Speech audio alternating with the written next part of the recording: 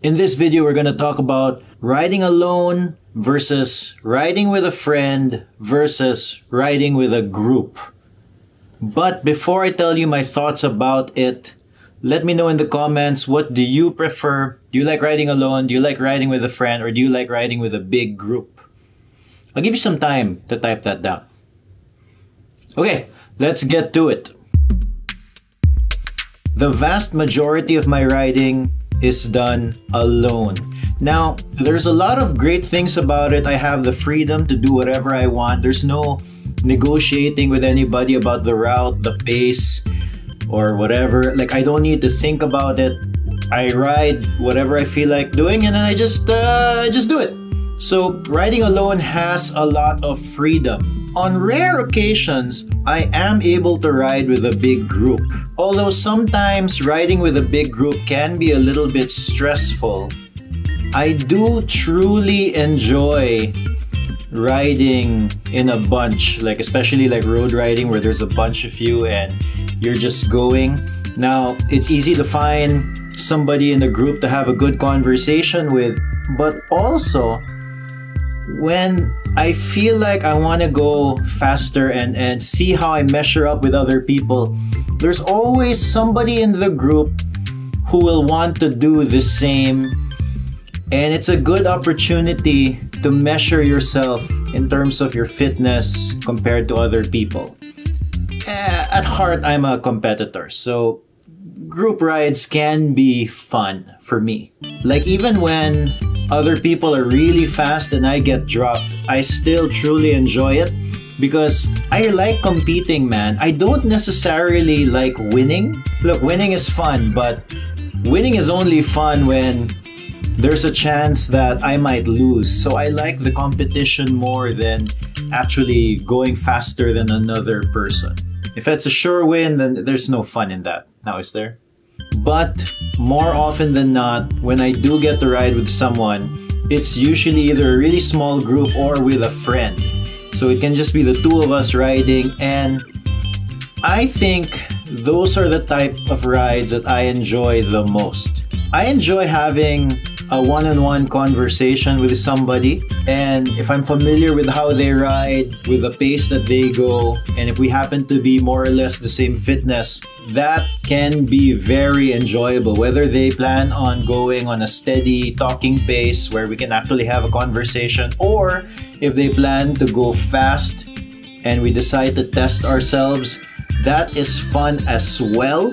But I especially enjoy it when I get to have one-on-one conversations. Now, I am actually an introvert with, extrovert tendency, hence the YouTube channel. But I do enjoy having a connection with another person, and when given a chance to ride with a friend, I almost never turn that down. Even if it is somebody that I've never met before. Here in front of the Los Gatos Trail, I'm gonna meet up with Alex. I'm not quite sure what we're doing today, but should be a good chill ride. There's Alex. Hi. Follow and subscribe.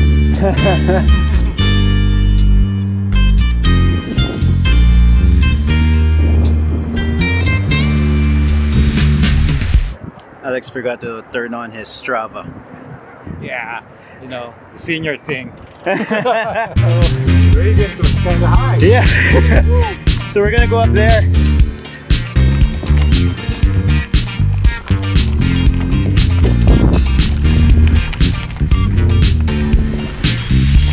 So we know more or less where it's... Yeah, there'll be a street. It's a street, okay. Yeah, if you just go straight ahead. Jones Trail. Yeah. Okay, thank you. You're welcome. All right. My spokesperson, I can't talk. Oh gosh, you guys are tough.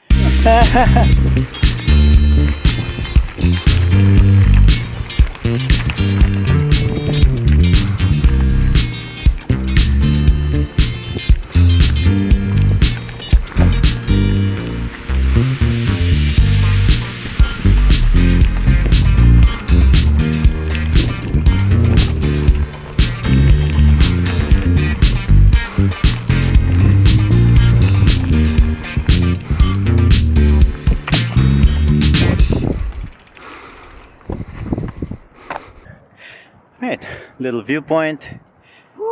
Going back down. Wow, what a view. Well, I don't think this is it yet though. But I guess we'll go there. Okay. Alright, let's go. It's downhill. Nice view. Yeah. I think one of the issues sometimes when you're riding with people that you've never met before, one thing that everybody thinks about is the pace. Like, how fast is this person going to be? Am I going to be too slow for them, or am I going to be too fast for them? And honestly, since I do most of my riding solo, I don't worry about the pace when I'm riding with another person, because when I'm riding solo, that's when I think about the pace. That's when I think about the intervals I'm doing, or what zone I'm in, or all of those things. But when I'm riding with another person, my goal really is just to have a connection, just to have fun. And I don't worry about pace too much. If they happen to be super fast and I just get dropped, I'm okay with that. As I said, I like the competition. But even if they are not as fit as me and they just go a little bit slower than I'm used to, that's fine by me also. Since I'm not really a professional athlete, I'm not really training for anything specific. If they feel like pushing the pace a little bit, then I'll let them push, and then I'm happily going at their pace. So I usually let them drive the ride in that situation. Hello.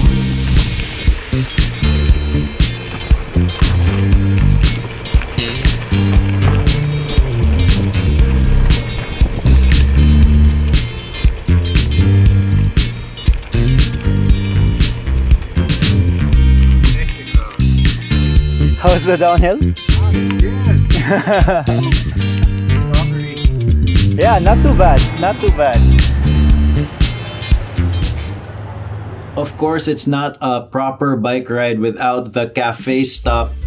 And I noticed that a lot of the cafes here in California roast their own beans, like even smaller cafes. So that got me thinking, I wonder if there's gonna be a lot of cafe roasters in the Philippines as well. And if you are watching this video and you happen to have a cafe, or are just really interested in coffee and have thought about roasting your own coffee beans, but you don't know where to go for a green bean supplier, head over to curve.coffee. It is the website of Curve Coffee collaborators, and I noticed that they've been selling green coffee beans. And I think that they will be a very good supplier for green coffee beans. And even if you're not interested in roasting, you can get a lot of very high quality roasted coffee beans from them.